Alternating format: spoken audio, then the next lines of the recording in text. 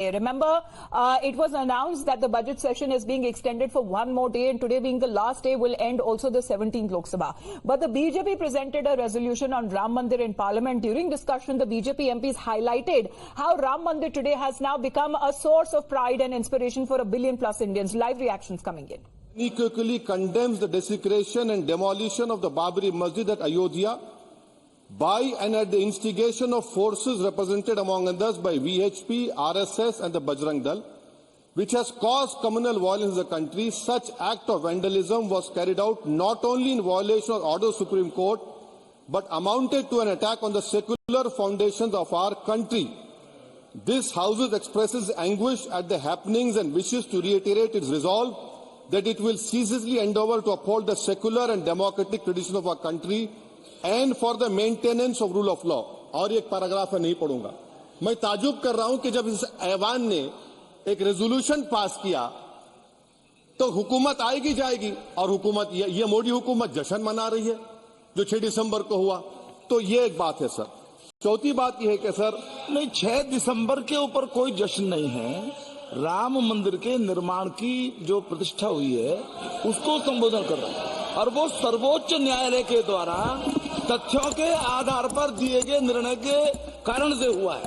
सर्वोच्च न्यायालय का निर्णय है, तथ्यों के आधार पर निर्णय है. yes. वो विषय आपने बोल दिया, ठीक है, ओके. परंतु जो मंदिर का निर्माण है वो नियमानुसार सर्वोच्च न्यायालय के निर्णय से तथ्यों को देख करके. एक सेकंड, आप इस्लाम के बहुत जानकार हैं, विद्वान हैं वैसे भी अब कानून के. यदि किसी अन्य धर्म के स्थान पर मस्जिद बनाई जाए तो शायद उसको मान्य नहीं किया जाता. अभी एएसआई ने, सुप्रीम कोर्ट ने स्वीकार किया है कि वहां पर राम मंदिर था. तो इस विषय केवल यह है कि वहां पर राम मंदिर ठीक बना कि नहीं बना, वो विषय हो गया. तो कृपया इस पर यदि आप कुछ बोले तो बोले प्लीज. सर मैं आपको गलत साबित कर दूंगा सर. और मैंने रुक तो जाइए. बड़ी इज्जत के साथ सर, मैं आपकी बड़ी इज्जत करता हूं सर. आपको मैं कोट कर रहा हूं सुप्रीम कोर्ट का जजमेंट, पैराग्राफ 1222 रोमन 17. उसमें लिखा गया है, the destruction of the mosque took place in breach of the order status को and the assurance given to this court. The destruction of the mosque and obliteration of Islamic structure was an egregious violation of the rule of law. Egregious का मतलब जो छोटी मोटी अंग्रेजी में आती है वो क्रिमिनल एक्ट कहा. और सर आपने कहा था कि वहां पर मंदिर को तोड़कर बनाया गया. सर मैं आपके सामने तमाम चीजें लेकर दूंगा. सुप्रीम कोर्ट के जजमेंट के पैराग्राफ्स हैं जिसमें सुप्रीम कोर्ट ने एएसआई की रिपोर्ट को नकारा. उन्होंने कहा कि मंदिर को तोड़कर मस्जिद नहीं बनाई गई थी. सुप्रीम कोर्ट ने कहा अब, और मैं रख दूंगा, आप पढ़ लीजिए. अच्छा सर, मैं अपनी तकरीर पर आ जाता हूं सर. तो मैं अपनी बात कर देता हूं सर. तो मैं ये पूछना चाह रहा हूं कि क्या मोदी सरकार एक समुदाय, एक मजहब की सरकार है या पूरे देश के मजाहिब को मानने वालों की सरकार है? जिसको नहीं मानते उनकी सरकार है? हमको बता दीजिए. क्या मोदी सरकार सिर्फ एक फिक्र और नजरिया हिंदुत्व की सरकार है? क्या इस देश का, इस गवर्नमेंट ऑफ इंडिया का कोई मजहब है? इस वतन अजीज सबके मजहब को मानता है. सर मेरा मानना है कि इस देश का कोई मजहब नहीं है. क्या ये सरकार 22 जनवरी का पैगाम देकर ये बताना चाहती है कि एक मजहब को दूसरे मजहब के मानने वालों पर गलबा और कामयाबी मिली? क्या आईन इसकी इजाजत देता है? क्या ये पैगाम आप जब ऐवान से दे रहे हैं तो 17 करोड़ मुसलमानों को आप क्या पैगाम दे रहे हैं, ये मैं आप पर छोड़ता हूं. सर 49 में धोखा हुआ, 86 में धोखा हुआ, 92 में धोखा हुआ, 2019 और 22 में भी इस ऐवान के जरिए हमको धोखा दिया जा रहा है. और अफसोस के साथ कहना पड़ता है सर कि मुस्लिम अक़लियत को हमेशा ये कहा गया कि तुमको भारत के शहरी बरकरार रहने के लिए एक बहुत बड़ी कीमत तुमको चुकानी पड़ेगी, और हम पर इल्जाम लगा दिया गया सर, क्या मैं बाबर का स्पोक्स पर्सन हूं? क्या मैं जिना का स्पोक्स पर्सन हूं? क्या मैं औरंगजेब का स्पोक्स पर्सन हूं? बताइए सर, आखिर मैं कहां तक आप मुझे लेकर जाएंगे? दूसरी बात यह है सर, दूसरी बात यह है कि फिर 6 दिसंबर के बाद देश में फसाद हुआ, नौजवानों को टाडा में डाला गया, जो बूढ़े होकर निकले। यकीनन आपकी सरकार नहीं थी, आपकी सरकार नहीं थी। अच्छा, बल्कि मैं तो मर्यादा पुरुषोत्तम राम की इज्जत करता हूं, मगर मैं नाथूराम गोडसे से नफरत करता हूं। मेरी नस्लें नफरत करती रहेंगी, क्योंकि नाथूराम गोडसे ने उस शख्स को गोली मारी जिसके जबान से आखिरी लफ्ज निकले, हे राम। सर, छठी बात यह है कि 87 में मलियाना हाशिमपुरा हुआ, 83 में नेल्ली हुआ, 44 में जम्मू में नस्ल कशी हुई, 2022 में हल्दीवानी में कत्ल हुआ। इतने धोखे सबसे बड़े किसको दिए गए? असदुद्दीन ओवैसी को दिए गए। मगर फिर भी मुझसे ही कहा जाता है कि वफादारी को तुम साबित करो अपनी ओवैसी। सर, आज भारत के 17 करोड़ मुसलमान अपने आप को अजनबी और एलिनेट महसूस कर रहे हैं।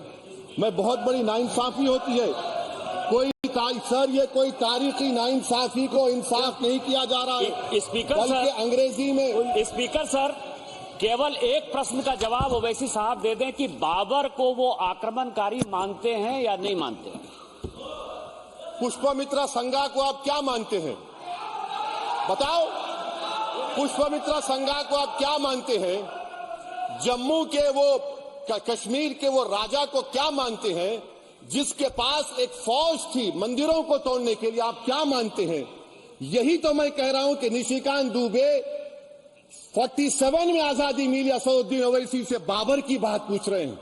तुम गांधी की बात पूछते, तुम बोस की बात पूछते, तुम जलियांवाला बाग की बात पूछते, तुम काला पानी में जो मुसलमान शहीद हो गए उनकी बात पूछते, मगर बाबर की बात पूछी जाती है। तो सर, मैं आपको बता रहा था, खामखा डिस्टर्ब किए सर, मुझे मेरा वक्त ले लिए निशिकांत दुबे। सर, मैं आपसे कह रहा था, मोदी हुकूमत ये पैगाम दे रही है भारत के मुसलमानों को कि जान बचाना है या इंसाफ चाहते हो। मैं कह रहा हूं, मैं भीख नहीं मांगूंगा, मैं इस नंगी तासुब को कबूल नहीं करूंगा, मैं दूसरे दर्जे के शहरी के मौक़िफ़ को कबूल नहीं करूंगा, मैं अपनी शनाख्त को नहीं मिटने दूंगा। अब मैं झूठी और दिल फरेब बातों पर हरगिज भरोसा नहीं करूंगा। मैं वो काम नहीं करूंगा जो बीजेपी और नाम निहाद सेकुलर पार्टियां चाहती हैं। मैं वो काम करूंगा जो आपको पसंद नहीं है, संविधान के दायरे में रहकर। सर, कंक्लूजन में मैं आपको बताना चाहता हूं कि आज इस देश को किसकी जरूरत है? इस देश को अयोध्या में, तारीख शायद नहीं पढ़ते होंगे, मौलाना अमीर अली कौन थे? पुजारी बाबा रामचरण दास कौन थे? अयोध्या के पुजारी थे। दोनों ने मिलकर अंग्रेजों के खिलाफ जंग लड़ी थी और दोनों ने, अंग्रेजों ने इनको गिरफ्तार किया और एक पेड़ पर मौलाना अमीर अली को और पुजारी रामचरण दास को फांसी दे दी गई। देश को इनकी जरूरत है। देश को शंभू प्रसाद, अचन खां, ये राजा देवी बख्श सिंह के फौज में थे, अंग्रेजों से मुकाबला किया, मुसलमान की लाश को जला दिया गया और शंभू प्रसाद को दफना दिया गया। इस देश को ये जरूरत है, देश को बाबा मोदी की जरूरत नहीं है। आज भारत को अयोध्या के मौलाना अमीर अली और रामचरण दास, अचन खान, शंभू खान की जरूरत है। सर, मैं अभी सुन रहा था ये नाम निहाद सेकुलर पार्टियों के बयानात को।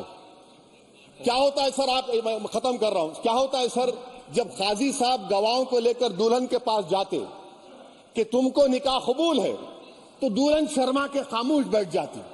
तो इनकी खामोशी रजामंदी की अलामत है। जी जी। तो सर, मैं खत्म करने से पहले ये बताना चाह रहा हूं कि जब वजीर आजम जवाब देंगे तो क्या वो भारत के 140 करोड़ जनता के लिए जवाब देंगे या फिर सिर्फ हिंदुत्व की फिक्र रखने वालों का जवाब, मैं खत्म कर जवाब देंगे? ये देश, दुनिया, मुसलमान देख रहा है। सर, मैं आपको ये भी बताना चाह रहा हूं, आखिर में कंक्लूड कर रहा हूं सर, 1 मिनट चाहिए, 1 मिनट चाहिए सर। सर, मेरा मानना यह है कि आज मैं बहैसियत एक भारत के गयूर मुसलमान के let me stand as a tall Indian Muslim and say that the light of Indian democracy today is at its dimmest today, sir. Sir, in conclusion, मेरी फिक्र में मेरा ईमान मुझे कहता है कि जिस जगह पर मस्जिद थी, है और रहेगी, बाबरी मस्जिद है और रहेगी बाबरी मस्जिद। जिंदाबाद, जिंदाबाद, भारत जिंदाबाद, जय हिंद। सबको जोड़ने की बात की जाए वो बेहतर है। जी